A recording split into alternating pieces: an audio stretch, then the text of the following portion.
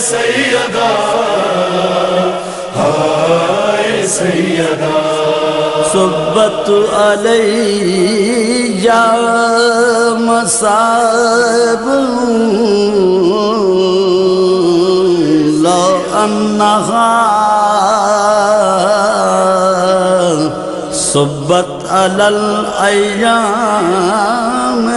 سرنا لیالیا لا حول ولا قوة الا باللہ العلی العظیم حسبنا اللہ ونعم الوکیل نعم المولا ونعم النصیر الحمد للہ رب العالمین والصلاة والسلام على أشرف الأنبياء والمرسلين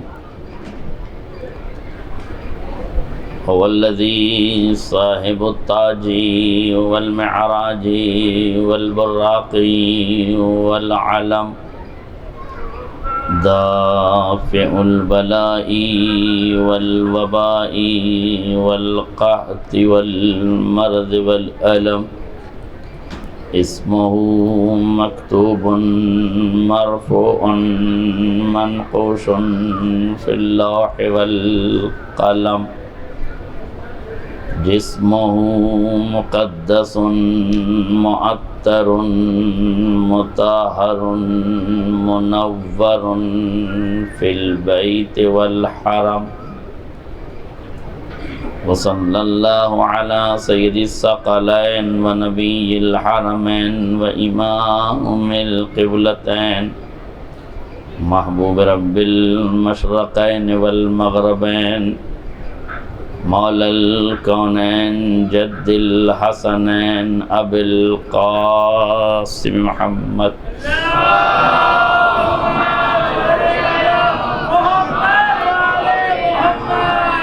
وعلى آل بيته الطيبين الطاهرين المعصومين المظلومين ولعنة الدائمة الباقية على أعدائهم أجمعين من الآن إلى قيام يوم الدين أما بعد فقد قال رسول الله صلى الله عليه وآله وسلم والله هي مريم الكبرى صلوات محمد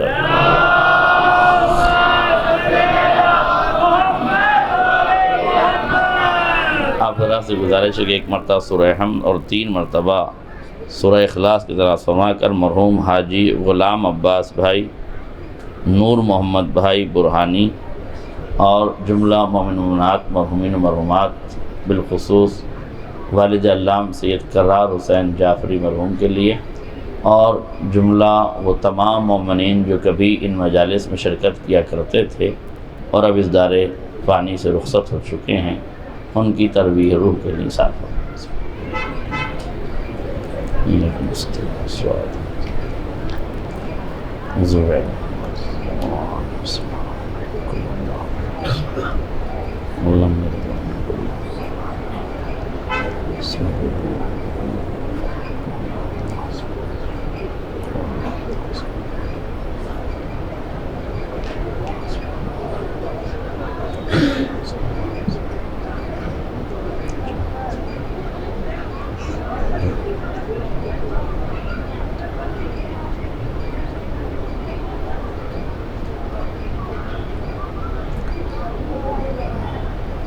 حضرات گرامی قدر بزرگان ملت دوستان عزیز، جو علماء کرام فرش ہیں وہ ذرا مسند پہ تشریف لائیں تاکہ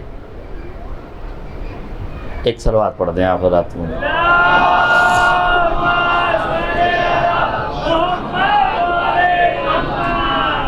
مسلسل عزائے فاطمیہ کی عظمت و اہمیت پر آپ کے سامنے گفتگو ہو رہی ہے۔ پچھلی 2 تقریروں میں آپ کے سامنے یہ بیان کیا گیا کہ عزائے فاطمی کا منانا کیوں ضروری ہے، اور اب تک اگر ہم یہ مناتے رہتے تو اس کے نتائج کیا ہوتے اور اس کا اثر کیا ہوتا۔ توجہ کیجیے گا، چونکہ مجلس کے بعد جلوس کا بھی پروگرام ہے، اور جلوس ہائے عزا کو بھی نماز مغرب سے پہلے مکمل ہو جانا چاہیے، اس لیے اب وقت کے دامن میں بہت زیادہ تمہیدات کی گنجائش نہیں رہ گئی ہے۔ 1964 سے یہ سلسلہ جاری ہے، 1964 سے یہ سلسلہ جاری ہے۔ آپ اندازہ لگا سکتے ہیں کہ تقریباً 58 یا 59 برس ان مجلسوں کو ہو چکے ہیں، اور میں نے پہلے بھی عرض کیا تھا کہ یہ مجلسیں پہلے ماہ سفر میں ہوا کرتی تھیں، اور اب موسم کے اور حالات کی وجہ سے یہ عزائے حسینی سے عزائے فاطمیہ میں داخل ہو چکی ہیں۔ 58-59 برس کا ایک عرصہ ہوتا ہے۔ جو لوگ ان مجالس کو شروع سے کر رہے ہیں وہ بھی جانتے ہیں، اور جن لوگوں نے ان مجالس میں عزائے فاطمیہ کے بعد سے شرکت کی ہے، یعنی 8-10 سال پہلے یہ عزائے فاطمیہ اس پیمانے پر نہیں ہوا کرتی تھی، مگر اب جس پیمانے پر ہوتی ہیں، تو 2 وجہ میں نے آپ کو بتائی تھی کہ اس عزائے فاطمیہ کے فائدے کیا ہیں۔ ایک آغائے بہجت کا میں نے قول نقل کیا تھا، اور آج میں ایک عالم دین مرجع وقت ایران کے سپریمو لیڈر آیت اللہ العظمیٰ سید علی خامنئی دامت ظلہ الوارف کا وہ قول ذکر کرنا چاہتا ہوں کہ آپ نے فرمایا کہ میں 3 دن کی عزائے فاطمیہ کے انعقاد سے پورے ملک ایران کے سال بھر کے رزق کو حاصل کر لیتا ہوں۔ یہ توجہ کیجیے گا، یہ عزائے فاطمی سے رزق کا کیا تعلق ہے؟ اگر آپ غور کریں تو اگر آپ غور فرمائیں تو بالکل واضح ہے۔ معصوم نے فرمایا من عرف فاطمہ حتی معرفتہا، کہ جس نے فاطمہ کی معرفت کو کما حقہ حاصل کر لی فقد ادرک لیلۃ القدر، تو اس نے لیلۃ القدر کا ادراک کر لیا۔ تو عظمت فاطمہ عظمت لیلۃ القدر ہے، بلکہ اس سے بھی لیلۃ القدر کی عظمت سے بھی زیادہ ہے۔ لیلۃ القدر کا ایک قانون یہ ہے کہ اس میں لوگوں کی تقدیریں لکھی جاتی ہیں، اس میں سال بھر کا رزق لکھا جاتا ہے۔ اسی حدیث کے پس منظر میں گویا آپ نے فرمایا کہ میں 3 دن کی عزائے فاطمیہ سے سال بھر کے ملک ایران کا رزق اکٹھا کر لیتا ہوں۔ غور فرمائیے گا، دیکھیے یہ تو حدیث سے کلام کی دلیل ہو گئی۔ اہل علم بیٹھے ہوئے ہیں، اچھا لگ رہا ہے، تو اس لیے ذرا سا ادلہ سے بات کر لی جائے۔ غور فرمائیے گا، پہلی دلیل تو میں نے آپ کو اس قول کی حدیث سے دے دی کہ لیلۃ القدر کے مساوی ہے۔ لیلۃ القدر کی اور بھی تشبیہات ہیں، اور وجہ شباہت کیا، یہ کبھی تفصیلی موضوع ہے، پھر کبھی انشاءاللہ، لیکن صرف اس بات کو ہم سمجھنے کی کوشش کریں کہ جناب سیدہ کا ذکر کرنے سے رزق میں برکت ہوتی ہے۔ یہ ایک مرجع وقت نے فرمایا ہے کہ میں عزائے فاطمیہ کے 3 دنوں سے رزق اکٹھا کر لیتا ہوں۔ توجہ کیجیے گا، دلیل کیا ہے؟ دلیل یہ ہے، قرآن کہتا ہے کلما دخل علیہا زکریا المحراب، جب بھی جناب زکریا محراب عبادت میں داخل ہوتے ہیں۔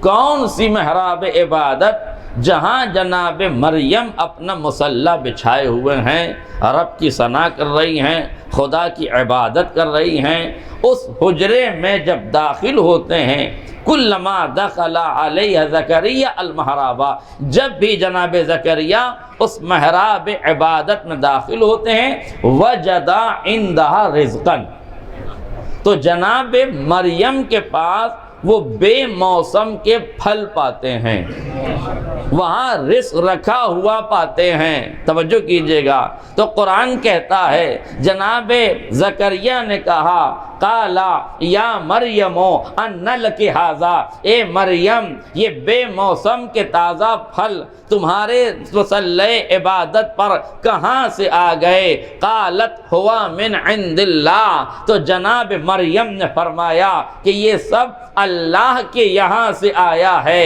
اللہ کے یہاں سے آیا ہے۔ توجہ کیجئے گا، وجدا عندها رزقا، انہوں نے رزق پایا، پھر پوچھا یہ رزق کہاں سے آیا؟ انہوں نے کہا اللہ کے یہاں سے آیا۔ پھر جناب مریم کی زبانی قرآن یہ کہتا ہے کہ آپ نے فرمایا ان اللہ یرزق من یشاء بغیر حساب، اور اللہ جسے چاہتا ہے بے حساب رزق عطا کرتا ہے۔ جب قدرت مریم کے دسترخوان پر، مریم کے مصلی پر بے موسم کے پھل نازل کر سکتی ہے، تو جو مریم کبریٰ ہو اس کے فرش اعلیٰ پر اگر پوری کائنات کو رزق تقسیم ہو جائے تو حیرت کیا ہے، تعجب کیا ہے۔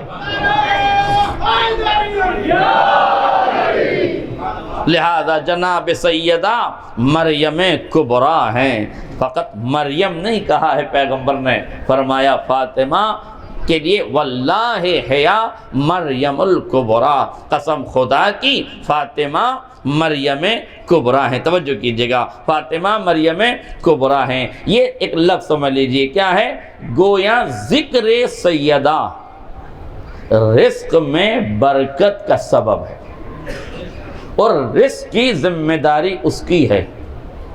وہ کہتا ہے جب تم لذت رزق سے آشنا نہ تھے تب بھی ہم نے تمہیں رزق دیا، جب تم بطن مادر میں کھانا پینا اور اس کی لذتوں سے ناآشنا تھے تب بھی ہم نے تمہیں رزق دیا۔ لا تقتلوا اولادکم من خشیت املاق، دیکھو خبردار غربتوں کی وجہ سے اپنی اولادوں کا گلا نہ گھونٹنا، نحن نرزقکم وإیاہم، ہم تمہیں بھی رزق دیتے ہیں اور ہم نے انہیں بھی رزق دیا ہے، رزق کی ذمہ داری ہماری ہے، رازق تمہارا پروردگار ہے، اس لیے تمہیں رزق کے لیے پریشان نہیں ہونا ہے۔ ابھی کچھ دنوں پہلے میں ایک تصویر دیکھ رہا تھا فیس بک پر، بڑی خوبصورت تصویر تھی، تصویر کا انداز بڑا عجیب تھا۔ دیکھیں ویسے تو میں بہت سی تصویروں پہ مجلس پڑھتا ہوں اور تصویریں دیکھتا ہوں اور ان پر غور بھی کرتا ہوں، اور بات آ گئی تو دو تصویریں بتا دوں۔ ایک تصویر میں نے آپ کو پچھلے سال بتائی تھی، اسے دہراؤں گا نہیں، دو تصویریں اس سال دکھا دیتا ہوں، آپ غور کیجئے گا۔ سوشل میڈیا کا زمانہ ہے اس لیے دو تصویریں، پہلی تصویر میرے موضوع سے مرتبط ہے، دوسری تصویر ذرا الگ سے ہے مگر وہ بھی موضوع سے چسپاں کی جا سکتی ہے، علماء اکرام تشریف فرما ہے۔ دو تصویریں ہیں، پہلی تصویر تو بڑی عجیب ہے۔ پہلی تصویر یہ ہے کہ ایک معصوم سی گوریا اور چڑیا ہے جو ایک کالے زہریلے ناک کے منہ میں ہے۔ پھر سے سنیے، ایک معصوم سی مجبور سی چھوٹی سی چڑیا کہاں ہے؟ ایک کالے زہریلے ناک کے پھن میں۔ یہ تصویر ہے، مگر اس کے نیچے لکھا ہوا تھا بے رحم چڑیا کا، بے رحم چڑیا کا، بے رحم چڑیا کا مجبور سے سانپ پر حملہ۔ کاش میرا جملہ واضح ہو جاتا۔ پھر سے تصویر دکھاؤں، زہر میں کالا زہریلا ناک، اس کے منہ میں گوریا چڑیا چھوٹی سی، اور نیچے لکھا ہے بے رحم چڑیا کا مجبور سانپ پر ستم۔ مجھے حیرت ہوئی کہ تصویر کیا ہے، لکھا کیا ہے، مگر ایک لمحے میں بات واضح ہو گئی جب اس کے نیچے لکھا تھا ہمارا میڈیا۔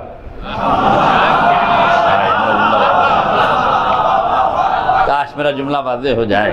اور قسم خدا کی اگر باضمیر انسانوں کو، بیدار سماج کو، ایک اچھے سماج کو، ہیومینٹی، انسانیت اور مانوتا کے سماج کو یہ تصویر اگر دکھ جائے اور اس کے نیچے لکھے ہوئے جملے اس کے سمجھ میں آ جائیں تو یہ تصویر نہیں ہے، دنیائے سیاست کی وہ حقیقت ہے جس سے چشم پردہ نہیں ہٹایا جا سکتا، جس سے آنکھ بیچی نہیں جا سکتی، جس سے نظریں چرائی نہیں جا سکتی۔ بس دیکھنے کا نظریہ بدلنا چاہیے۔ اگر چڑیا کی جگہ فلسطین کو رکھ دیجئے اور سانپ کی جگہ اسرائیل کو رکھ دیجئے تو تصویر واضح ہے۔ دیکھنے کا نظریہ بدل کے بتائیے ظالم کون ہے، مظلوم کون ہے۔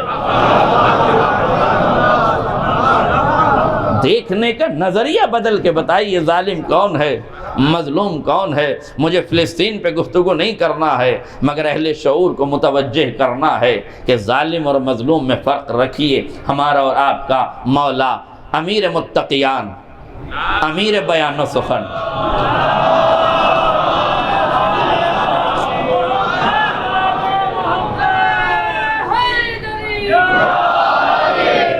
مولا کائنات، ایک لفظ یاد آتا ہے ہمیں مجاور صاحب، ایک جملہ ہے قسم خدا کی، میرے مجمع تک اگر یہ پہنچ جائے تو مولا کائنات کی ایک بہت بڑی فضیلت ہے۔ تو دو لفظوں میں آپ یقین جانیے کہ تاریخ کی سب سے بڑی حقیقت ہے، خون بہا کر خون بچانا۔ کوئی علی سے سیکھے، میں نے بہت آسانی سے پڑھ دیا اس جملے کو، لیکن سمجھاؤں گا، سمجھیے گا، فضیلت سمجھیے گا میرے مولا۔ خون بہا کر خون بچانا، قبلہ کیسی بہکی باتیں کرتے ہیں، جب خون بہا دیا تو خون بچایا کیسے؟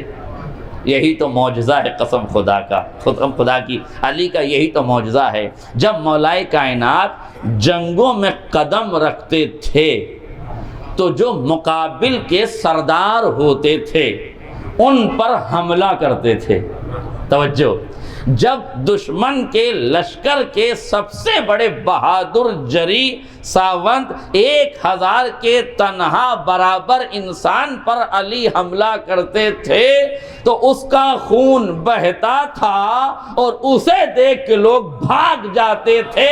تب کائنات نے لکھا سلام ہو ذات علی پر جو خون بہا کر خون بچانا سکھاتا ہے۔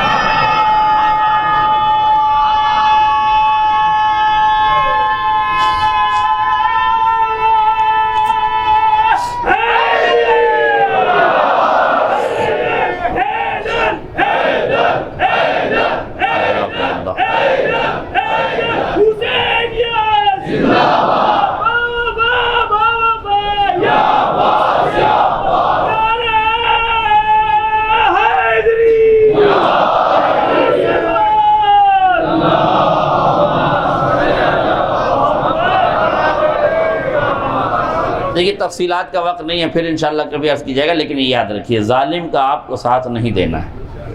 مولا فرماتے ہیں کونا للظالم خصما وللمظلوم عونا، میں میرے لاڈلوں حسن و حسین تمہارے لیے تمہارے بابا کی وصیت یہ ہے کہ ہمیشہ ظالم کے دشمن بننا اور مظلوم کے مددگار بننا۔ اب تمہاری مرضی ہے کہ اس حال میں سیاست کی چادر اوڑھ کر سو جاؤ یا علی کی حکمتوں کے سامنے رکھ کے بے خوف زندگی گزارنے لگ جاؤ۔ بازار مصلحت میں ابن الوقت بن کے زندگی گزارو یا میدان میں آ کر حریت کا پیغام دے کے علی کی نصیحت و وصیت پر عمل کرو، تمہاری ذمہ داری ہے۔ لیکن یاد رکھنا ظالم کا ساتھ دو گے تو وہی حشر ہوگا جو ظالم کا ہوا ہے، اور مظلوم کا ساتھ دو گے تو وہی ثواب ملے گا جو مظلوم کا ساتھ دینے سے ملتا ہے۔ یقین جانیے بہت کچھ ارض فلسطین میں ہو رہا ہے، بہت کچھ پڑھا جا رہا ہے اور بہت کچھ کہا جا رہا ہے۔ مظلومیت کی تشبیہ میں چینلوں پر بولنے والے لوگ بڑی بڑی باتیں کہہ رہے ہیں، حضور یہ جیسے ظلم کربلا میں ہوا تھا ویسے فلسطین میں ہو رہا ہے، جیسی مظلومیت وہاں ہے۔ خبردار، کربلا کی مظلومیت سے کسی مظلومیت کو ملایا نہیں جا سکتا۔ ہم ان کی مظلومیت کے ساتھ ہیں، مگر تشبیہ میں شخصیتوں کا مقابلہ نہیں ہو سکتا، مظلومیت کا مقابلہ کیا جا سکتا ہے۔ ایک لفظ سے میں فلسطین اور کربلا میں فرق کر دینا چاہتا ہوں۔ امت مسلمہ کو یاد رکھنا چاہیے فلسطین کی جنگ زمین کی جنگ ہے، کربلا کی جنگ دین کی جنگ ہے۔ دین اور زمین کی جنگ برابر نہیں ہو سکتی۔ یاد رکھیے فلسطین میں ہزاروں بچے قتل کیے جا رہے ہیں، انہیں جام شہادت نوش کرایا جا رہا ہے، وہ شہید ہیں، انہیں شہادت کا ثواب ضرور ملے گا، مگر ہزار نہیں لاکھوں بچے بھی شہید ہو جائیں تو تبسم علی اصغر کے برابر نہیں ہو سکتے۔ تبسم علی اصغر کے برابر نہیں ہو سکتے. یاد رکھیے گا دلیل یہ ہے کہ زمین کی جنگ میں ملنے والی شہادت کو گلے لگانا اور ہے، حریت کے دور میں عصمت کے ہاتھوں پہ سوار ہو کے میدان میں جانا اور ہے. صاحبان شعور تشریف فرما ہے. ایک لفظ ذرا حضرت علی اصغر کے حوالے سے کہنا چاہتا ہوں، توجہ کیجئے گا، بات آ گئی ہے تو کہہ رہا ہوں. یہ جملہ یہ بھی یاد رکھیے گا، 1000 بچے بھی اگر فلسطین میں قتل کر دیے جائیں، لاکھوں بھی کر دیے جائیں، ارض فلسطین کے تمام بچے شہید کر دیے جائیں، تب بھی اس کا مقابلہ تبسم سے نہیں کیا جا سکتا. شہادت کی بات نہیں کر رہا ہوں، خون کی بات نہیں کر رہا ہوں، شخصیت کی بات نہیں کر رہا ہوں، لبوں کی مسکراہٹ کی بات کر رہا ہوں. دلیل یہ ہے کہ ایک موسیٰ کو نیل کی سرزمین پر سوار ہو کر فرعون کے دربار تک پہنچنا تھا.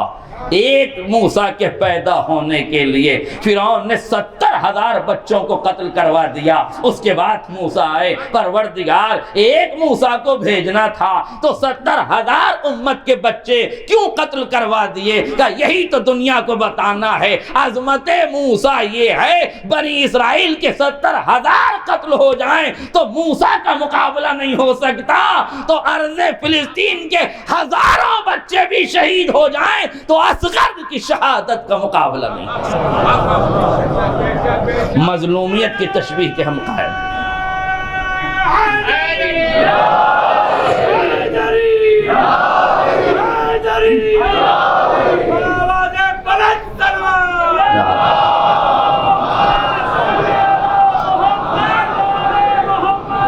ہاں، مظلومیت کی تشبیہ کے ہم قائل ہیں. ظلم ہو رہا ہے، ہم ظلم کے خلاف ہیں، ہم ہمیشہ مظلوم کے ساتھی ہیں اور رہیں گے، مگر یہ نہیں کہا جا سکتا.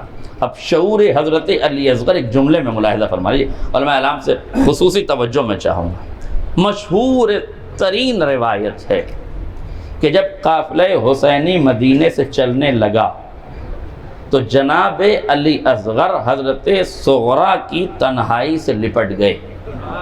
یہ روایت ہے نا، جناب علی اصغر جناب صغرا کی آغوش میں ہیں. اور اب تاریخ نے یہ لکھا کہ جب قافلے کے جانے کا وقت آیا تو شخصیتوں نے آغوش کو پھیلایا کہ علی اصغر ہمک کے آ جائیں. توجہ کیجئے گا، مجاور بھائی رفیع سرسیوی صاحب نے بہت خوبصورت فکریں اور اشعار لکھے ہیں جناب علی اصغر سے، مگر مجاور بھائی دیکھیے اس فکر کو شاید ابھی تشنا رکھا گیا ہے، جس کی طرف میں آپ کو کی توجہ مبذول کرنا چاہتا ہوں. اب شعر ہوگا جب اس فکر کو آپ سماعت کریں گے. جناب علی اکبر علی اصغر کو لینے کے لیے بڑھے، مگر تاریخ کہتی ہے کہ جناب علی اصغر نے منہ گھما لیا.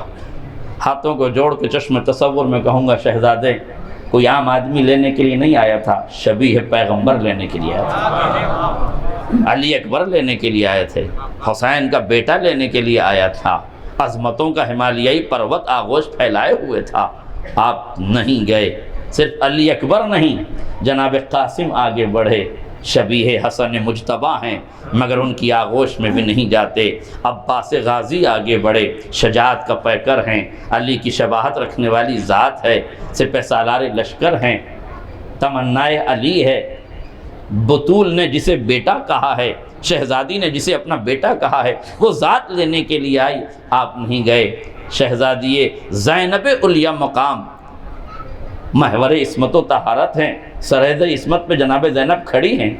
توجہ کیجیے گا، غور فرمائیے گا. جناب زینب شریک مقصد حسینی ہیں، ناشر کتاب کربلا ہیں، مصحف کتاب کربلا کی حقیقی ترجمان ہے. جناب زینب عظیم مرتبت پہ فائد ہیں، آپ نہیں جاتے. اب لفظوں کو سمیٹنا چاہوں گا. مولا علی اصغر حکمت نے آغوش پھیلائی زینب کی شکل میں، آپ ہمت کے نہیں گئے. شجاعت نے آغوش پھیلائی عباس کی شکل میں، آپ نہیں گئے. شباہت نے آغوش پھیلائی علی اکبر کی شکل میں، آپ نہیں گئے. صلح نے دامن پھیلایا قاسم کی شکل میں، آپ آگے نہیں بڑھے. کس بات کا انتظار ہے؟ یہ عظیم شخصیتیں ہیں، آپ کو لینا چاہتی ہیں، آپ کو کربلا جانا ہی ہے. ایسا تو نہیں ہے کہ آپ کربلا نہیں جانا چاہتے، اگر ان کے ساتھ بھی نہیں جانا چاہتے تو مامتا آغوش پھیلائے ہوئے ہے، ماں کی گود میں چلے جاتے۔ یہ اس روایت کے آنے کا اور اس پورے واقعے کے تاریخ کے دامن میں رہنے کا مطلب کیا ہے؟ کہ علی اصغر دنیا کو یہی بتانا چاہتے ہیں کہ اگر میں کربلا میں ماں کے ساتھ چلا جاتا تو دنیا یہ تو کہتی کہ اصغر کربلا میں آیا، مگر یہ کہہ دیتی ماں کی تبعیت میں آیا، ماں کی اتباع میں آیا۔ ماں آ رہی تھی تو مجبوری تھی اصغر کی کربلا جانا۔ علی اصغر صغرا کی آغوش میں ٹھہر کے بتائے گا اصغر کربلا جائے گا، پر ماں کے ساتھ مجبور بن کے نہیں، حسین کے ساتھ مختار بن کے جائے گا۔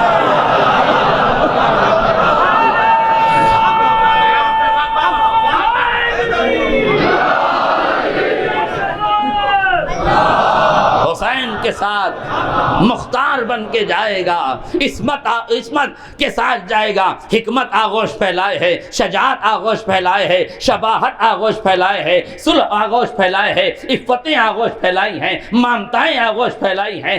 کسی کے ساتھ کیوں نہیں جاتے؟ کہا کربلا میں جاؤں گا مگر عصمت کے انتخاب سے جاؤں گا، وقت کا امام منتخب کرے تو جاؤں گا۔ جانے والوں کے ساتھ جانا آسان ہے، بلانے والے کے ساتھ جانا مشکل ہے۔ میں جانے والوں کے ساتھ نہیں جاؤں گا، بلانے والوں کے ساتھ جاؤں گا۔ اور علماء کرام سے اس نقطے پہ داد چاہوں گا، علم منطق میں ایک ہے تقسیم، ٹھیک ہے؟ تقسیم کے دو کنارے ہیں، ایک ہے مقسم اور ایک ہے قسیم۔ مثلا کلمے کی 3 قسمیں، اسم، فعل، حرف۔ تو کلمہ مقسم ہے، اسم، فعل، حرف یہ آپس میں قسیم ہے۔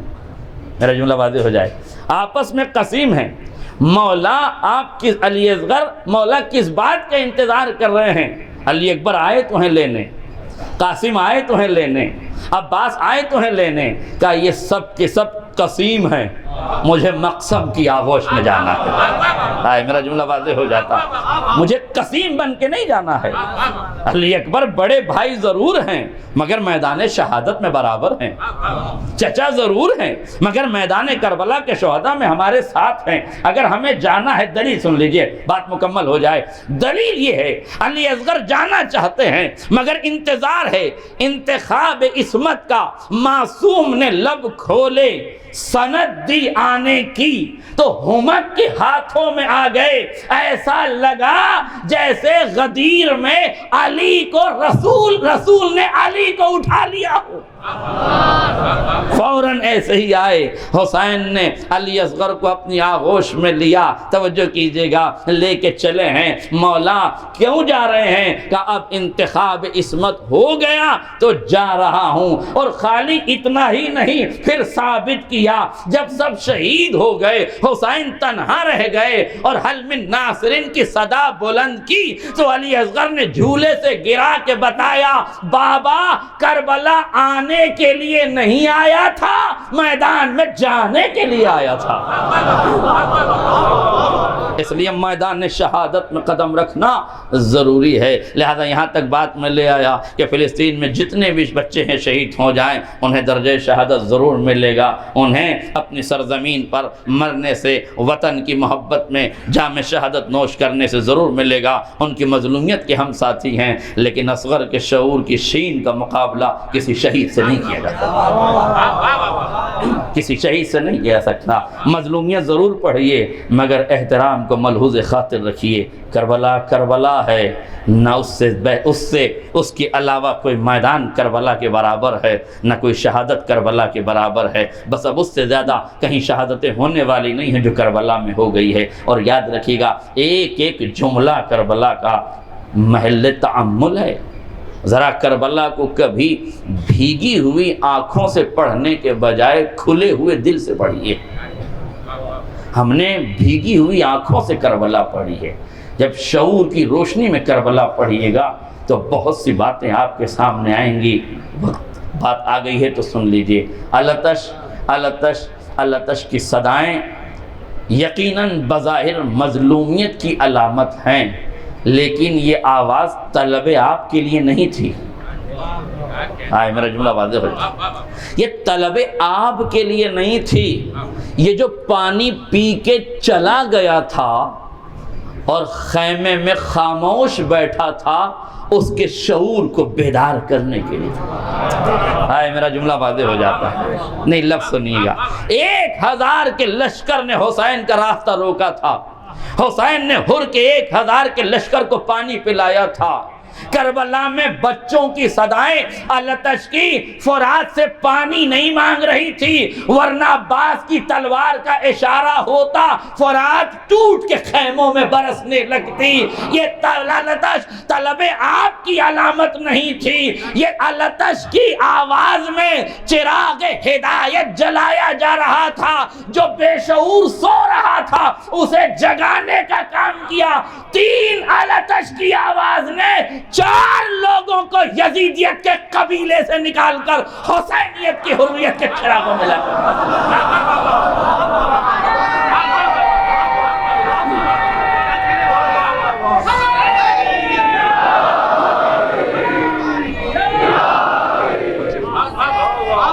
چار لوگوں کو لگا.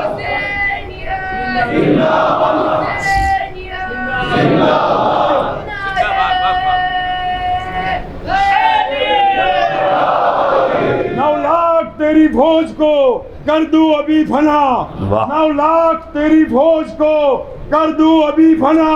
پاؤں جو اجازت میرے آقا حسین کی، پاؤں جو اجازت میرے آقا حسین کی. پانی کی تلائی سے مجھے کام نہیں ہے، پانی کی تلائی سے مجھے کام نہیں ہے. دریا نہ الٹ دوں تو میرا نام نہیں ہے. بابا جی بلند سلوار.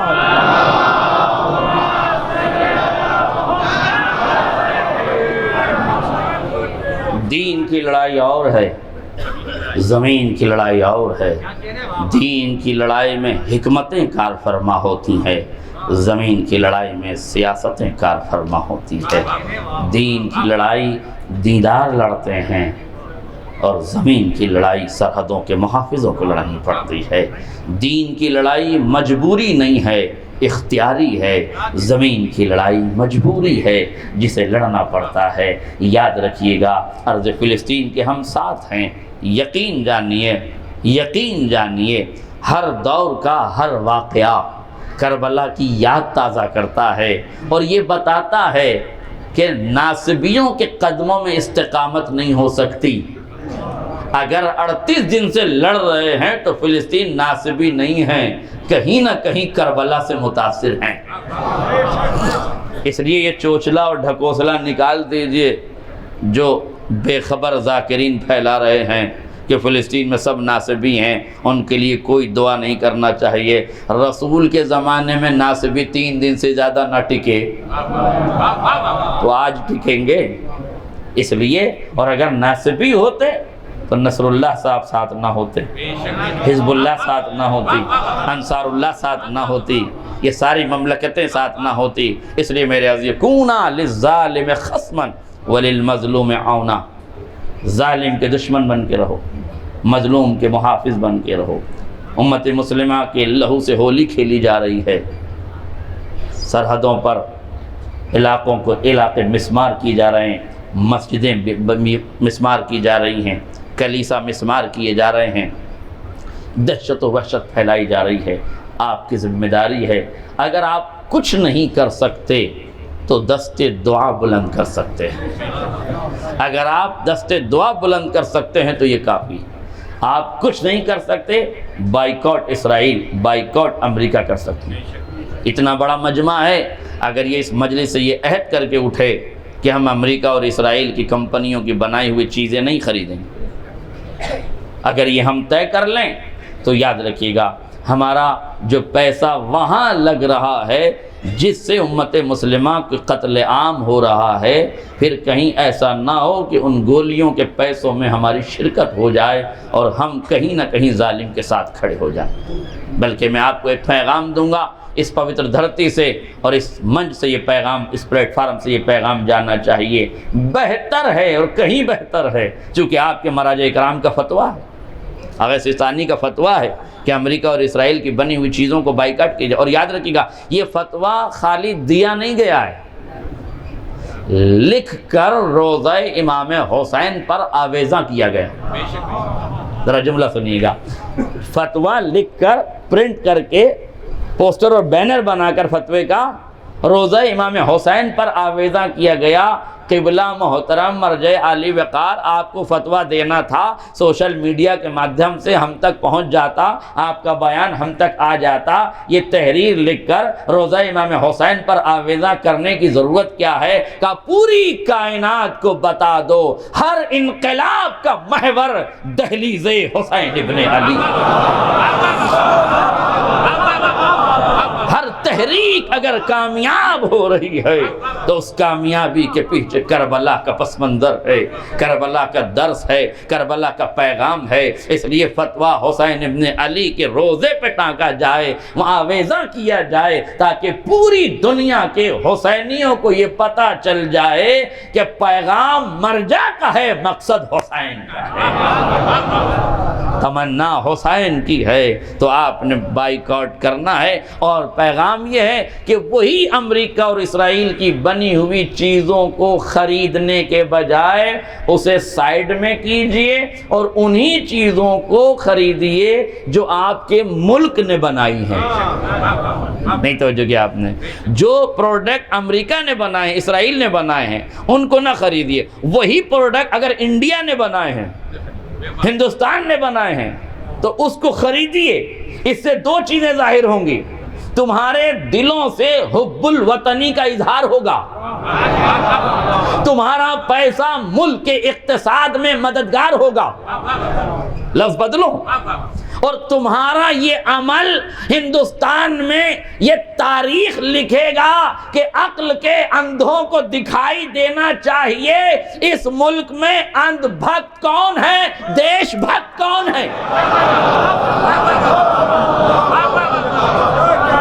جب آپ اس ملک کی بنی ہوئی چیزیں خریدیں گے اور اس ملک کو فائدہ پہنچائیں گے اور اکونومیکل طور سے یہ سٹرونگ ہوگا، تو اس میں آپ کا فائدہ ہے، ملک ترقی کرے گا، اور جب ملک ترقی کرے گا تو ہمیں ترقی ملے گی، ہم ترقی کریں گے تو ملک کی ترقی ہوگی۔ حب الوطنی کا مطلب یہی تو ہے، حب الوطن نصف ایمان کہا گیا ہے نا، تو ایمان کو آپ نے ثابت کرنا ہے تاکہ ایمان سمجھ میں آئے جو براجمان ہو چکے ہیں انہیں بھی، کہ ایمان کسے کہتے ہیں، محبت وطن کسے کہتے ہیں۔ اور آپ نے یہ کام کرنا ہے کہ ملک کی بنی ہوئی چیزوں کو خریدنا ہے، امریکہ اور اسرائیل کا بائیکاٹ کرنا ہے۔ آپ کہیں گے مولانا صاحب ہمارے 2 روپے کے ہیڈ اینڈ شولڈر کے شیمپو کے نہ خریدنے سے کیا ہو جائے گا؟ اگر ہم نے 2 روپے، اسرائیل کا کیا ہوگا؟ اس کی کروڑوں اربوں کھربوں کی دولت کیا ہمارے اس کام سے متاثر ہو جائے گی؟ بحث یہ ہے ہی نہیں کہ وہ متاثر ہوگی کہ نہیں، متاثر ہونا نتیجہ ہے، آپ کی ذمہ داری وظیفہ ہے، آپ وظیفے کے پابند ہیں، نتیجے کے پابند۔ جو لوگ یہ اعتراض کرتے ہیں اتنے دنوں سے آپ جنت البقیع کے اوپر احتجاج کر رہے ہیں، ابھی تک تو بنی نہیں، کیوں احتجاج کر رہے ہیں؟ ابھی تک بنی؟ کب سے ٹوٹی ہوئی ہے نا جنت البقیع، کب سے منہدم ہوئی ہے، کب سے آپ احتجاج کر رہے ہیں؟ ابھی تک بنی؟ تو کیا ہم احتجاج کرنا چھوڑ دیں؟ ہم یہی تو بتا رہے ہیں، احتجاج ہمارا وظیفہ ہے، بننا اس کا نتیجہ ہے، وظیفہ ہمارے ہاتھ میں ہے، نتیجہ خدا کے ہاتھ میں۔ وہ جب چاہے گا بنوائے گا، نتیجے کی امید۔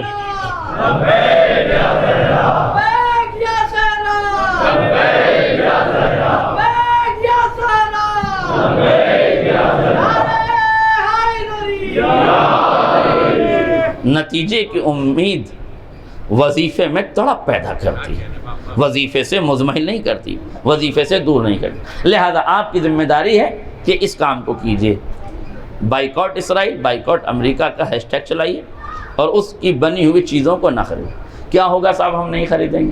کیا فرق پڑے گا؟ ان کو فرق پڑے نہ پڑے، آپ پر فرق پڑے گا۔ کیا فرق پڑے گا؟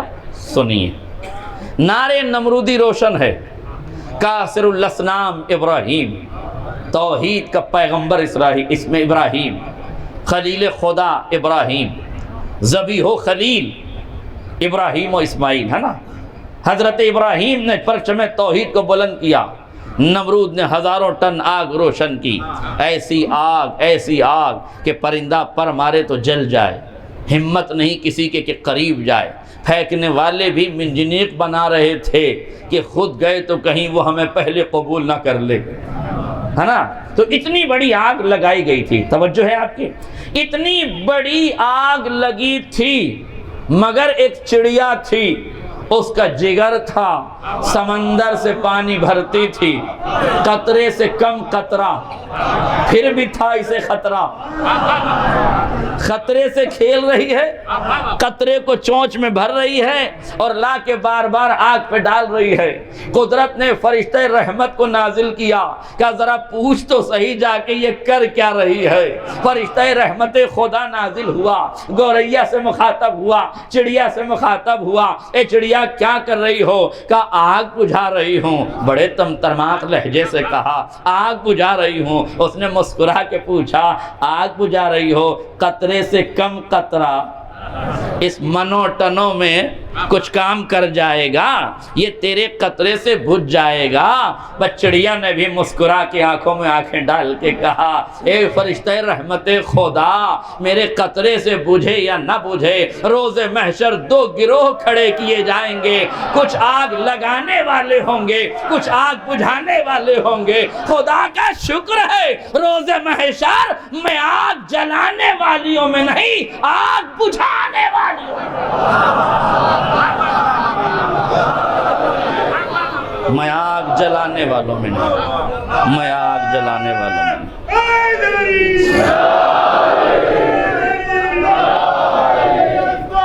قوت پروردگار لا فتح الا علی لا سیف الا ذوالفقار، نعرہ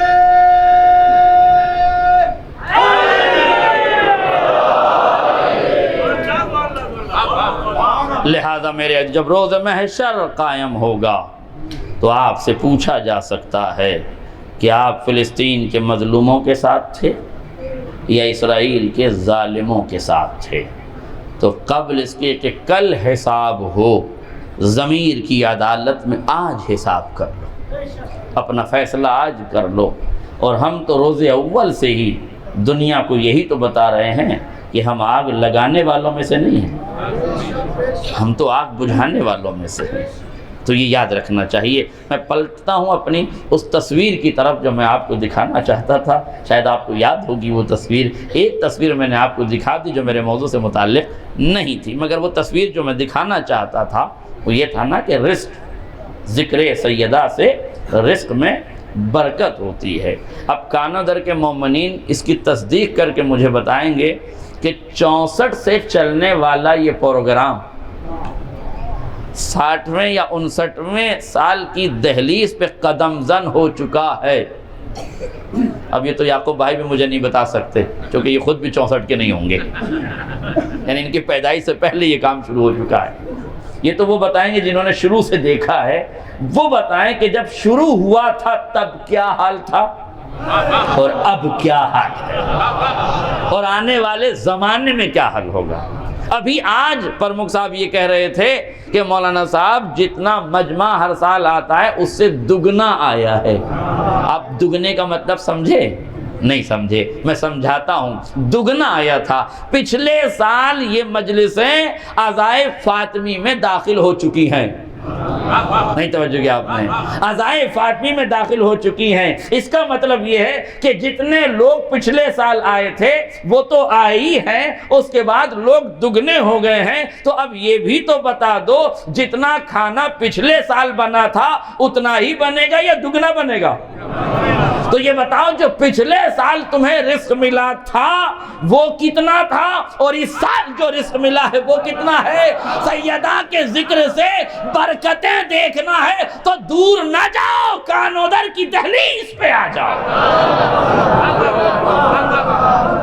یہ کوئی عقیدوں کی باتیں نہیں ہیں، حقیقتوں کی باتیں ہیں۔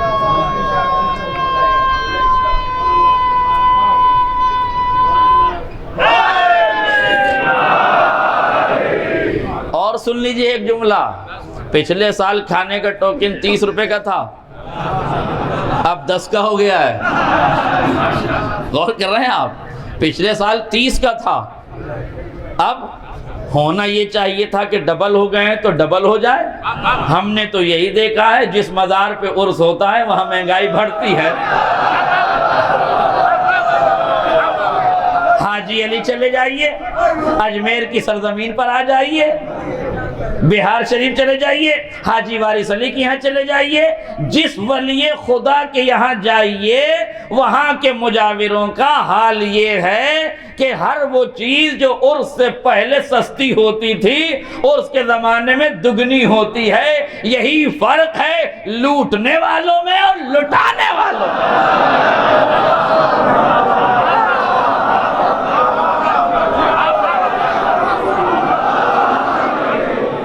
یہی فرق ہے لوٹنے والوں اور لٹانے والوں۔ یہاں لوٹنے نہیں بیٹھے ہیں، یہاں لوٹنے نہیں بیٹھے ہیں، لٹانے بیٹھے ہیں۔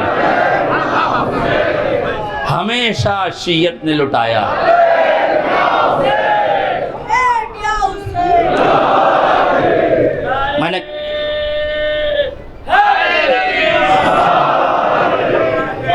میں نے ایک جملہ پچھلے بار کہا، علی مولا، علی مولا، میرا مولا، علی مولا، علی مولا، عزت میں تولا، علی مولا، علی مولا، ٹوٹ کر بولا، علی مولا، علی مولا، علی یا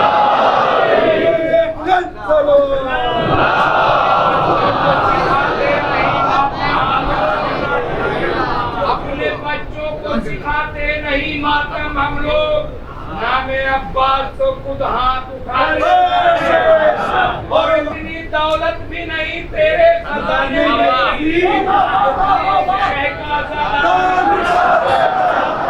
جزاکم اللہ خیر۔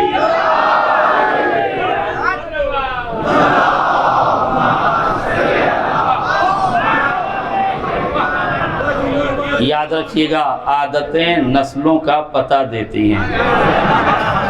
میرے پاس وقت نہیں قسم خدا کی، ورنہ میں آپ کو پورا واقعہ سناتا جس میں عادتوں سے نسلوں کا پتہ کیسے لگایا گیا تھا۔ یاد ہے نا؟ ایک جملہ کہہ دوں تاکہ ایک شخص جو ہے بادشاہ کے دربار میں پہنچا، ایرانی تھا، سیاسی تھا، یعنی شجرے وغیرہ پہ کوئی جانتا تھا۔ تو جب وہ پہنچا تو بادشاہ نے کہا بھائی شجرے وجرے والا کام تو نہیں ہے، ہاں گھوڑوں کی دیکھ بھالی کا کام ہے، یہ کر لو۔ گھوڑوں کی دیکھ بھالی کا کام کرنے لگا۔ کرتے کرتے ایک دن بادشاہ نے پوچھا میں تم شجروں کو جانتے ہو؟ کہا ہاں۔ کہا میرے لیے اچھی نسل کا گھوڑا اس میں سے نکال کے لاؤ۔ تو جو کبھی بادشاہ نے اچھی نسل کا گھوڑا خریدا تھا اسے پیش کیا گیا کہ صاحب یہ ہے۔ اس نے نظر گھما لی، کہا کیا ہوا؟ کہا یہ اصلی نسل کا، اچھی نسل کا نہیں ہے۔ کہا مطلب؟ کہا اس کی عادتیں اچھی نسلوں والی نہیں ہیں۔ کہا مطلب؟ کہا ہاں اچھی نسل کا گھوڑا جب گھاس کھاتا ہے تو زمین پہ دیکھتا ہے، زمین سے بار بار سر اٹھا کے دیکھتا ہے، یہ بالکل زمین پہ نظر گڑا کے کھاتا ہے، یہ گائے کی صفت ہے گھوڑے کی نہیں۔ اس نے کیا مطلب؟ اس نے بلایا جس سے خریدا تھا، کہا کیا بات ہے؟ کہا جی حضور اصل میں یہ گھوڑا جب پیدا ہوا اس کی ماں مر گئی تھی، اسے ہم نے گائے کا دودھ پلا کے بڑا کیا ہے، تو ہمیں گائے کے دودھ کا جو اثر ہوتا ہے وہ ہوگا۔ آپ نے غور نہیں کیا۔ بادشاہ کو تشویش ہوئی، کہنے لگا میری ملکہ کے بارے میں بتاؤ۔ کہنے لگے حضور بس نہ پوچھیے تو اچھا ہے ملکہ۔ کہنے نہیں بات تم سمجھدار لگتے ہو بتاؤ۔ کہنے لگے ملکہ بھی ملکہ نہیں ہے، کسی نیچ خاندان سے ہے۔ کا مطلب؟ کہاں رہتی تو بادشاہ کے محل میں، پر عادتیں نسلوں کا پتہ دیتی ہیں۔ اس نے کہا کیا مطلب؟ کہا دن بھر نوکروں سے جھگڑتی رہتی ہے۔ کاش میرا جملہ واضح ہو جاتا۔ اچھی نسل کی عورتیں جھگڑا نہیں کرتی۔ ہائے میرا جملہ واضح ہو جاتا۔ اچھا ذوق سماعت یہی ہے کہ میں کسی کی ماں کو کہوں آپ اسی کی ماں پہ پہنچ جائیں۔ تو اچھی نسل کی مائیں جھگڑا نہیں کرتی۔ اور نے کہا یہ ہمیشہ لوگوں سے جھگڑا کرتی رہتی ہیں، نوکروں کو ڈانٹتی رہتی۔ اچھا بادشاہ جب پہلی بار خوش ہوا تو اس نے ڈھیر ساری بھیڑیں، دمبے اور گھی اور تیل اور ناج سب بھیج دیا۔ دوبارہ پھر اس نے یہی کہا تو اس نے دوبارہ بھی یہی بھیج دیا۔ تیسری بار بادشاہ نے کہا کہ میرے بارے میں کیا خیال ہے؟ اس نے کہا حضور جان کی امان پاؤں تو کچھ کہوں۔ اس نے کہا نہیں کہہ دو، کوئی مسئلہ نہیں۔ کہا حضور لگتے تو آپ بھی بادشاہ نہیں۔ کہا کیوں؟ کہا عادتیں نسلوں کا پتہ دیتی ہیں، آپ کسی گڈریا کی اولاد۔ کہا کیوں؟ پہلے اس نے پتہ کیا اپنے گھر والوں سے، ماں سے پتہ کیا تو اس نے بتایا کہ ہاں ہمارا بیٹا جو بادشاہ تھا وہ مر گیا تھا، اور ہم چاہتے تھے کہ ہمارا بیٹا بادشاہ رہے۔ جب وہ مر گیا تو ہم نے گڈریا سے اس کا بیٹا ادھار لیا، اور وہی تم ہو۔ اس نے پوچھا تجھے پتہ کیسے چلا؟ کہا جب بادشاہ خوش ہوتا ہے تو ہیرے جواہرات دیتا ہے۔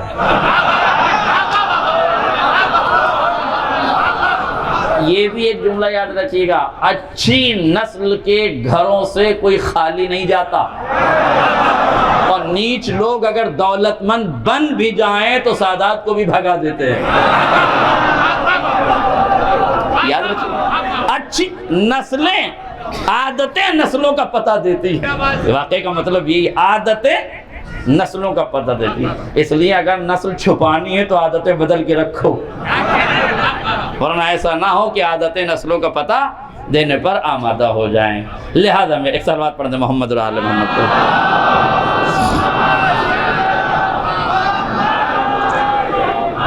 کہتے ہیں الکلام یجر الکلام، بات سے بات نکلتی ہے اور بات پھر پھیل جاتی ہے۔ بالکل دامن وقت میں گنجائش نہیں ہے، چونکہ جلوسائے عزا بھی برآمد ہونا ہے۔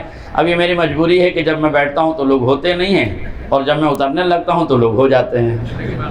اب مجبوری یہ ہے کہ چونکہ جلوس بھی ہونا ہے، اور نماز سے پہلے اگر آپ اور اذان سے پہلے ہی اپنے جلوس کو مکمل کر دیں تو زیادہ بہتر ہے، اس لیے کہ مغرب کی نماز واجب نماز ہے۔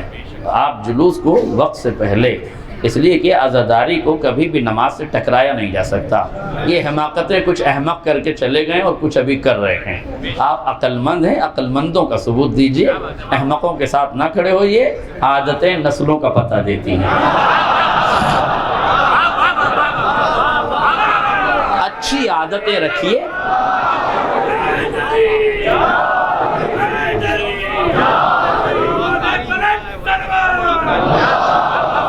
ہاں بالکل عادتیں۔ لہذا ہر میدان میں اس بات کا خیال رکھیے کہ کوئی ایسا کام نہ ہو کہ جس سے معاملات کی قلائی کھلنے لگ جائے۔ بڑا حساس معاملہ ہے یہ، بہت سی باتیں نہیں کہنی چاہیے مگر کہہ دیتے ہیں، لیکن بات کو سمجھنے کی کوشش کیجیے۔ ہمیں آگ جلانے والوں میں نہیں ہونا ہے، ہمیں آگ بجھانے والوں میں ہونا ہے۔ ہمیں ظالموں کا ساتھ نہیں دینا ہے، ہمیں مظلوموں کا ساتھ دینا ہے۔ اور ہم جس قبیلے سے تعلق رکھتے ہیں وہاں گالیاں کھا کے شکر کے سجدے کیے گئے ہیں، پلٹ کے دشمن کو گالی نہیں دی گئی ہے۔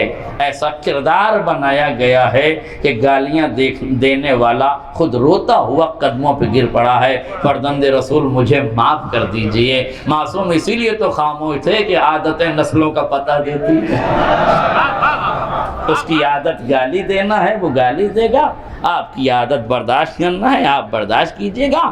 آپ کے اپنے وظیفے ہیں جو آپ کو کرنا ہے۔ دنیا کیا کر رہی ہے اسے اپنا کام کرنے دیجئے، آپ کو اپنا کام کرنا ہے۔ یاد رکھیے گا، ختم کر دی میں نے گفتگو۔ ایک صحابی ہے، مالک مولا کا چاہنے والا ہے، ایک بچھو کو بار بار پانی سے نکال رہا ہے۔ بچھو کو پانی سے نکالتا ہے، بچھو اس پہ ڈنک مار دیتا ہے۔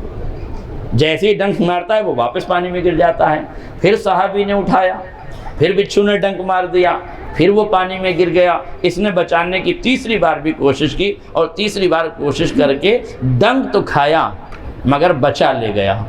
ایک صاحب عقل مند آدمی تھے، وہ دیکھ رہے تھے، انہوں نے کہا کیا بے وقوفی والے کام آپ کرتے ہیں، یہ بچھو ہے بار بار آپ کو ڈنک مار رہا ہے، آپ اسے بچائے جا رہے ہیں۔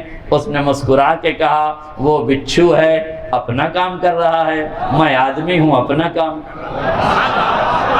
میرا جملہ واضح ہو جائے، وہ بچھو ہے اپنا کام کر رہا ہے، میں آدمی ہوں اپنا کام کر رہا ہے، وہ اپنے وظیفے پہ مامور ہے، میں اپنے وظیفے پہ مامور ہوں۔ آدمی جب جانور بن جائے تو کبھی بچھو کی طرح ڈنک مارتا ہے، کبھی سانپ کی طرح زہر اگلتا ہے، کبھی سگے آوارہ کی طرح بھونکتا ہے، کبھی جانوروں کی طرح حملے کرتا ہے۔ ان کو ان کا کام کرنے دو، تمہیں اپنا کام کرنا ہے۔ جو لڑانے والے ہیں ان کی اپنی نسلیں ہیں، جو لڑنے والے ہیں ان کی اپنی نسلیں ہیں، جو نفرت پھیلانے والے ہیں وہ بچھو اپنا ڈنک مار رہے ہیں۔ تم فرش ادا پہ محبت پھیلانے آئے ہو، تم اپنا کام کرو۔ چینلوں کے بچھوؤں کو اپنا کام کرنے دو، فرش ادا کے محبوں کو اپنا کام کرو۔ تمہارا کام محبتیں پھیلانا ہے، تم محبتیں پھیلاؤ۔ تم اپنے وظیفے کے ذمہ دار ہو، نتیجے کے نہیں۔ دو باتیں یاد رکھیے گا آج کی مجلس میں، دو باتیں یاد رکھیے گا آج کے اس پیغام کے عنوان سے کہ آپ نے کیا کرنا ہے۔ آپ نے اپنی ذمہ داری پہ عمل کرنا ہے۔ وظیفہ آپ کی ذمہ داری ہے، نتیجہ آپ کی ذمہ داری نہیں ہے۔ اپنی عادتیں بدلنی ہیں، اس لیے کہ عادتیں نسلوں کا پتہ دیتی ہیں۔ اچھی عادتیں ہوں گی، علاقے میں صفائی رہے گی۔ بری عادتیں ہوں گی، طہارت کے مرکز میں گندگی پھیلائی جائے گی۔ جب طہارتوں کے مرکز میں لوگ گندگیاں پھیلائیں تو سمجھ لیجئے گا کہ لباس سیاہ ہونے سے آدمی شیعہ نہیں ہوتا۔ لہذا صاف صفائی آپ کی ذمہ داری ہے، صاف ستھرائی آپ کی ذمہ داری ہے، ہر چیز میں آپ کی ذمہ داری ہے۔ اگر روزے سے چپل چوری ہو رہی ہے تو پھر آپ کو سوچنا پڑے گا کہ کہیں معاملات کچھ اور تو نہیں ہیں۔ لہذا دھیان رکھیے، خیال رکھیے، عادتیں نسلوں کا پتہ دیتی ہیں۔ ہماری عادتیں ویسی ہونی چاہیے جیسے معصوم چاہتے ہیں۔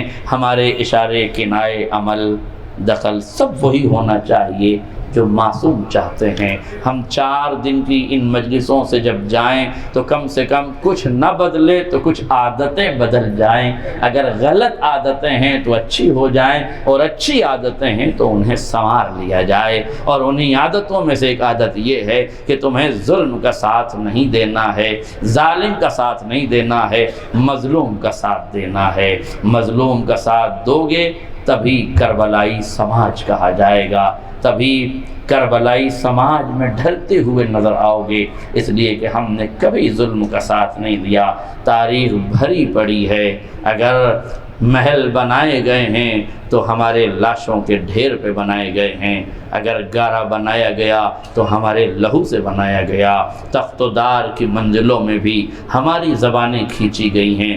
ہم نے کبھی حکومتوں کے تلوے نہیں چاٹے ہیں، ہم نے اپنے جبین و شعور و ضمیر کو کبھی جھکنے نہیں دیا ہے۔ اس لیے جب ہم بولتے ہیں تو ہماری زبان ضمیر کا ساتھ دیتی ہے۔ جب بولنے میں آدمی لڑکھڑاتا ہے تو اس کا مطلب ہے کہ ضمیر نے زبان کا ساتھ چھوڑ دیا ہے۔ جب کسی کو چینل پہ جھوٹ بولتے ہوئے دیکھنا تو دیکھنا کہ بولتے بولتے کتنا اٹک رہا ہے، کتنا بھٹک رہا ہے، کتنا لفظوں کا دامن ہاتھ سے چھوٹ رہا ہے۔ یہ لفظوں کا دامن ہاتھ سے نہیں چھوٹ رہا ہے، ضمیر کچھ کہنا چاہتا ہے، زبان کچھ کہہ رہی ہے۔ ضمیر انصاف چاہتا ہے، زبان لذت چاہتی ہے۔ رشوت کچھ اور کہلا رہی ہے، عقیدہ کچھ اور کہلا رہا ہے۔ جب ضمیر زبان کا ساتھ دینا چھوڑ دے تو جائزہ لیجئے گا کہ کہیں غلط بیانیاں تو نہیں ہو رہی ہیں، کذب و افتراء تو نہیں ہو رہا ہے، غیبتوں کے بازار تو گرم نہیں ہو رہے ہیں، تہمتیں رواج تو نہیں پا رہی ہیں، برائیاں سماج میں پھیلی ہوئی تو نہیں ہیں۔ ایک حسینی سماج، ایک بہترین سماج کو کیسا ہونا چاہیے، یہ آپ کو کربلا کے سماج سے سیکھنا چاہیے۔ ہر رشتہ کربلا میں حسین نے جمع کیا ہے تاکہ تم رشتوں کی آبرو سے آشنا ہو سکو۔ بھائی سے بھائی کا رشتہ کیسا ہونا چاہیے یہ تمہیں عباس اور حسین بتائیں گے۔ بھائی کا بہن سے رشتہ کیسا ہونا چاہیے یہ زینب اور حسین کا رشتہ بتائے گا، زینب اور عباس کا رشتہ بتائے گا۔ تاریخ میں لکھا ہے۔ ہاں عزیزوں، چونکہ ابھی جلوس برآمد ہوگا، مولا عباس کا علم برآمد ہوگا، اس لیے آؤ میں آپ کو اس غازی کے مصائب سنا دوں۔ تاریخ نے لکھا کہ جب 4 محرم کو شمر کا قافلہ آیا اور حکم دیا کہ حسین کے خیمے فرات کی ترائی سے ہٹا دیے جائیں، تاریخ نے لکھا عباس کو غیظ آیا، اپنی تلوار کو نکالا، زمین پر خط دیا اور فوج عادہ سے مخاطب ہو کے فرمایا کس کی مجال جو عباس کی زندگی میں حسین کے خیمے فرات کی ترائی سے ہٹا دے۔ اللہ اللہ، اتنا سننا تھا کہ یہ خبر حسین ابن علی کو پہنچ گئی، مولا شیر غیظ میں آ گیا ہے، عباس کو غیظ آ گیا ہے۔ تاریخ نے لکھا، ذاکرین نے پڑھا، علماء نے بتایا، میرا مولا حسین زینب کے خیمے میں آیا، زینب نے ہاتھوں کو جوڑ کے فرمایا مولا آقا خیریت تو ہے؟ کہا میرے شیر کو غیظ آ گیا۔ کہا مولا تو آپ روک لیجئے، آپ منع کر لیجئے۔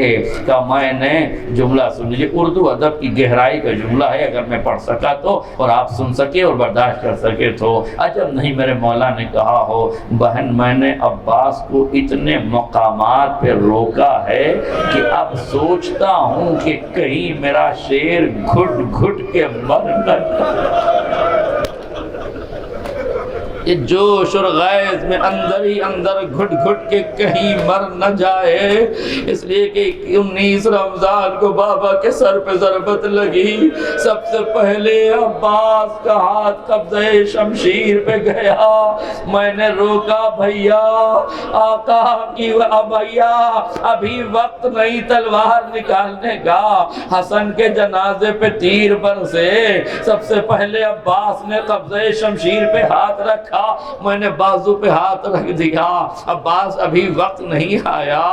ولید کے دربار میں جب اس نے قتل کی دھمکی دی نا، سب سے پہلے عباس دربار میں آ گئے، چاہتے تھے کہ تلوار نکالے، میں نے بازو پہ ہاتھ رکھ دیا، عباس ابھی کربلا نہیں ہے، اور نے لجام فرض پہ ہاتھ ڈالا، میں نے بازو کو تھام کے آنکھوں کے اشارے سے روک دیا، عباس ابھی کربلا نہیں۔ جب مسلم کی شہادت کی خبر ملی، مسلم کو دارالامارہ کی چھت سے پھینکا گیا، عباس نے ہاتھوں کو جوڑ کے کہا آقا اجازت دے کوفے کا تختہ پلٹ دوں، فرمایا میرے شیر ابھی وقت نہیں آیا، کہا اچھا اتنی اجازت دے کہ تو بلندی ہے، دارالامارہ کی بلندی ہے، اتنی بلندی سے میرے بھائی کا لاشا گرایا جا رہا، میں ہاتھوں کو پھیلا کے آغوش میں لے لوں۔ مولا نے اشارہ کیا با تو نے مسلم کا چہرہ دیکھا ہے، ارے دارالامارہ کی زمین دیکھ، ایک نقاب پوش بی بی ہاتھوں کو پھیلائے،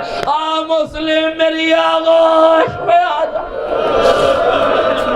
میری ماں فاطمہ شہیدوں کے استقبال کے لیے آمادہ ہو چکی ہے۔ روایت کے فقرے یہ ہیں، بی بی نے فرمایا اچھا میں عباس کو بلاتی ہوں، بڑے احتیاط سے پڑھنا چاہتا ہوں۔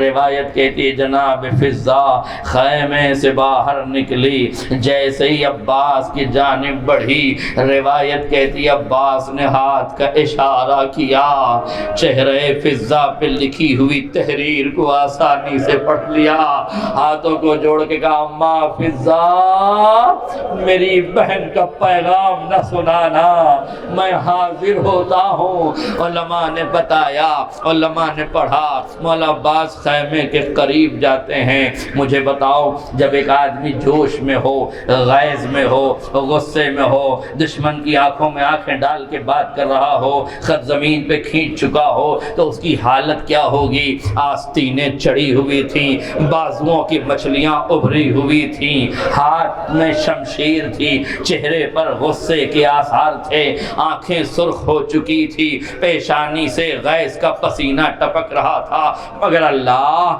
کوئی اطاعت گزار بندہ ہو تو عباس جیسا، ارے عصمتیں جس کی اطاعت کو سلام کرتی ہوں، اس باکمال ذات کا نام عباس ہے۔ تاریخ نے لکھا خیمے کے قریب پہنچے، داخلے سے پہلے اپنی آستینوں کو نیچے کیا، اپنے بازوؤں کی ابھری ہوئی مچھلیوں پہ تاب ضبط لائے، چہرے کے تاثرات کو ٹھیک کیا، نظروں کو جھکایا، تلوار کو اپنے ہاتھ میں لی، ہاتھوں کو جوڑا، خیمے میں داخل ہوئے، قدم خیمے میں رکھا، نظریں جھکائی، ہاتھوں کو جوڑ کے پوچھا شہزادی غلام کے لیے کیا حکم ہے؟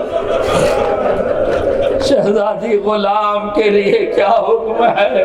روایت کے فقرے یہ ہے، شہزادی نے کہا آقا کی مرضی یہ ہے خیمے فرات سے ہٹا لیے جائیں، میرے شیر، میرے غازی، میرے قریب آ، میرے پاس بیٹھ جا، میں قاسم و اکبر کو بھیج کے خیموں کی تنابیں کھچوا لیتی ہوں۔ روایت کہتی ہے عباس نے تلوار کو زینب کے قدموں میں رکھا، ہاتھوں کو جوڑ کے کہا شہزادی اگر آقا کی مرضی یہ ہے تو جن ہاتھوں سے خیمے لگائے ہیں انہی ہاتھوں سے خیمے اٹھا دوں گا۔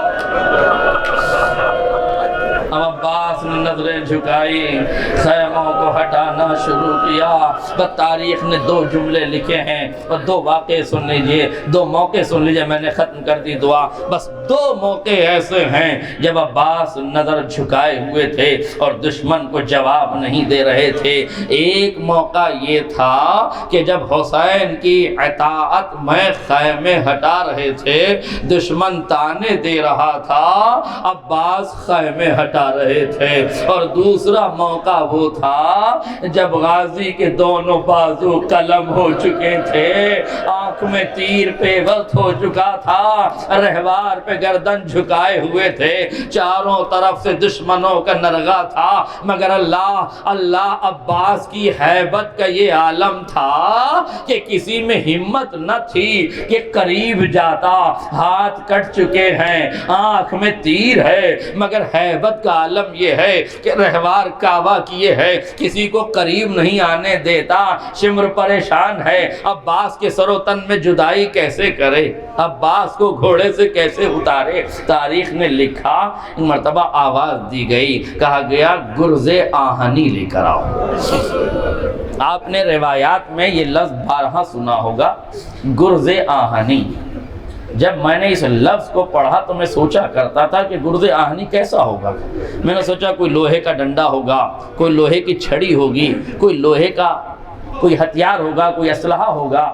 میں سوچنے پہ مجبور تھا، میرا ذہن کام نہیں کر رہا تھا کہ کیا تھا۔ مگر جب میں ادے پور کے میوزیم گھر میں گیا اور میں نے وہاں گرز آہنی رکھا دیکھا۔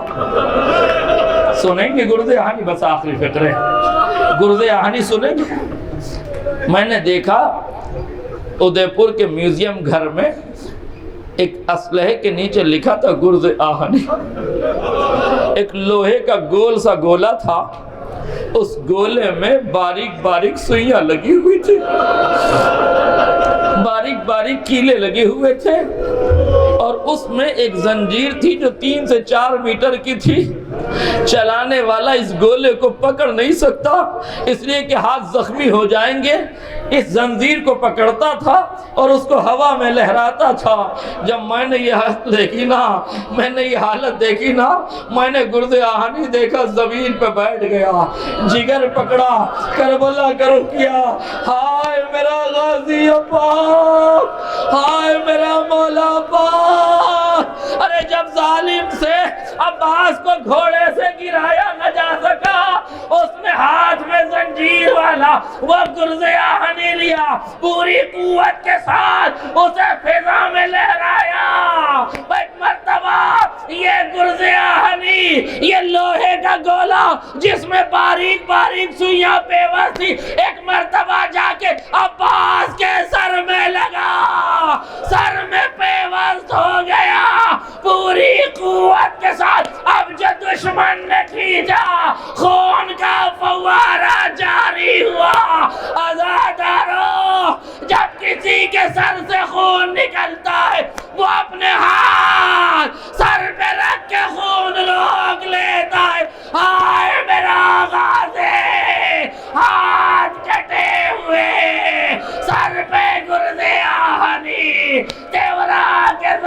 زمین پر گرا یا اخی ادرکنی حسین مقتل کی طرف دوڑے یا اخی الان انکسر ظہری وقلت حیلتی اے عباس تمہارے مرنے نے کمر توڑ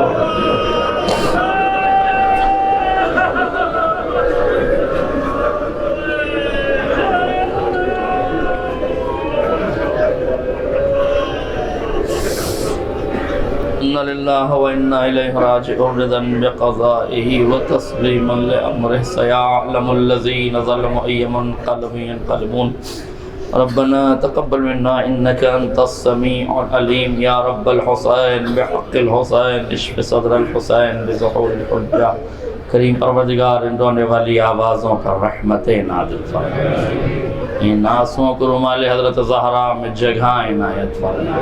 کریم پروردگار واسطہ محمد اور آل محمد کے جہاں جہاں شیعان آل محمد ہیں ان کے جان مال عزت آبرو کی حفاظت فرما، اراکین انجمن خدمات کو قبول فرما، وہ تمام مومن و مومنات جو اس کا نظر میں خدمت عزا کے لیے آئے ہیں میرے مالک ان کی خدمتوں کو قبول فرما، ان کے مرحومین کی مغفرت فرما، ان کے زندوں کو توفیق نیک عنایت فرما۔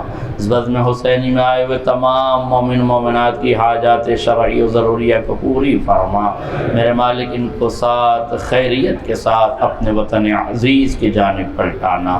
کریم پروردگار جو مومنین یہاں 4 دن کے لیے آئے ہیں اپنے رزق روزی کو چھوڑ کر آئے میرے مالک ان کے رزق روزی میں برکتیں نازل فرما، ان کو بیمار ہیں تو شفائے کاملہ عاجلہ عطا فرما۔ کریم پروردگار ہمارا دامن علم کے موتیوں سے لبریز فرما، مالک جب تک زندہ رکھنا، محمد و آل محمد کی محبت میں زندہ رکھنا، مالک جب موت دینا انہی کے ذکر کے صدقے میں موت دینا۔ فلسطین کے مظلوموں کے حفاظت فرما، اسرائیل اور امریکہ جیسے ظالموں کو نست و نابود فرما، جنت البقیع میں عالی شان روزہ تعمیر فرما۔ مالک ملت تشیع کو حادثاتی امراض اور حادثاتی اموات سے محفوظ فرما، مزارات مقدسہ کی حفاظت فرما، دہشت گرد تنظیموں کو نست و نابود فرما، مراجع کرام کی حفاظت فرما۔ مالک اور امتحان نہ لے یوسف و زہرا امام زمانہ کے ظہور میں تعجیل فرما اور ہمیں ان کے انصار و اعوان ختم